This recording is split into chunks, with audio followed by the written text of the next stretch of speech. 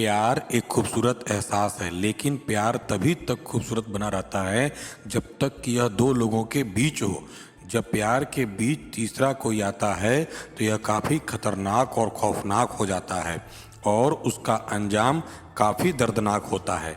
एक ऐसा ही अजीबोगरीब मामला बिहार के कैमूर जिले से सामने आया है, जहां एक व्यक्ति को शादीशुदा महिला से प्रेम करना कितना भारी पड़ा। यह लव ट्रायंगल की दर्दनाक और दिलचस्प कहानी आपको पूरी फिल्मी लगेगी, लेकिन यह कहानी पूरी तरह सच्ची है।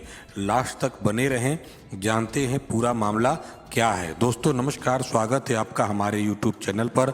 आपसे रिक्वेस्ट है कि कहानी अच्छी लगे तो वीडियो को लाइक करें, शेयर करें और चैनल को सब्सक्राइब करना ना भूलें।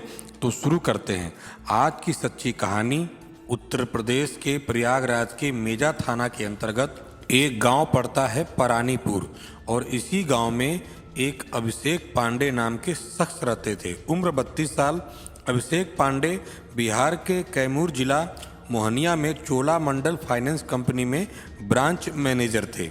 6 सितंबर को अभिषेक रहस्यमयी तरीके से गायब हो जाते हैं। साथी सहकर्मियों ने इसकी जानकारी अभिषेक के परिजनों को दी।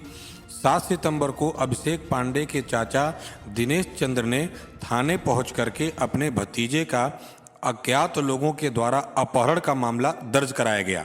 प्रयागराज मेजा थाने में पुलिस तत्काल प्रभाव में आती है और 8 सितंबर को मोहनिया थाना में मामला दर्ज कर पुलिस जांच में जुट जाती है।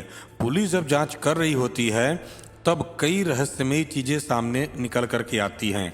कई सीसीटीवी खंगालने के बाद पता चला कि 6 सितंबर को अभिषेक पांडे मोहनिया रेलवे स्टेशन से बनारस रांची इंटरसिटी पकड़ते हैं और वह नवीन नगर जाते हैं।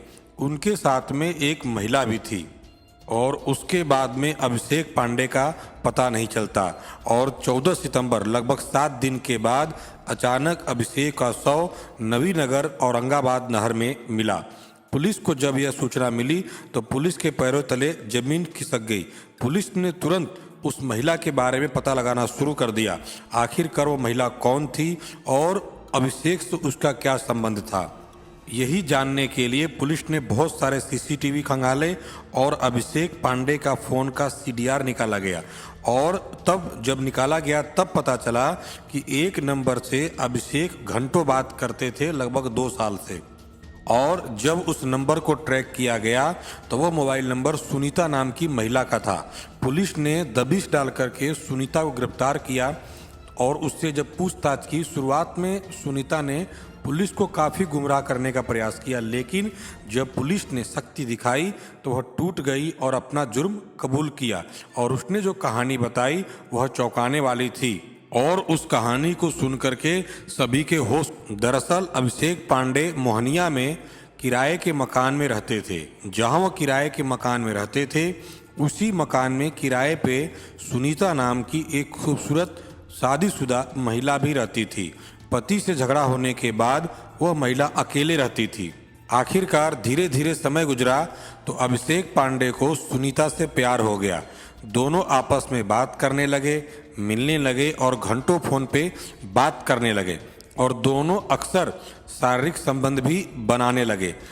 अभिषेक इस खूबसूरत शादीशुदा महिला के प्यार के चक्कर में इस कदर पड़ चुका था कि वह जो बोलती थी वह करता था। और धीरे धीरे इस नाजायज संबंध को 2 साल बीत गया। इसी दौरान अभिषेक की शादी हो जाती है और वह उस मकान को छोड़ करके दूसरे मकान में रहने लगा। फिर भी दोनों का आपस में संबंध बनता रहा, दोनों आपस में शारीरिक संबंध बनाते रहे। और इसी बीच सुनीता के जीवन में एक और प्रेमी की एंट्री होती है। तब सुनीता अभिषेक पांडे को दरकिरार करने लगी। इधर अभिषेक उसे लगातार फ़ोन करता रहा, जिससे तंग होकर के सुनीता ने एक खौफनाक प्लान बनाया और उसने सारी बातें जाकर के अपने प्रेमी कलामुद्दीन को बता दी। कलामुद्दीन झारखंड के गढ़वा का एक कुख्यात अपराधी था। यह बात सुनकर के वह आग बबूला हो गया और सुनीता और कलामुद्दीन ने मिलकर के एक खौफनाक प्लान बनाया। प्लान अभिषेक पांडे को रास्ते से हटाने का।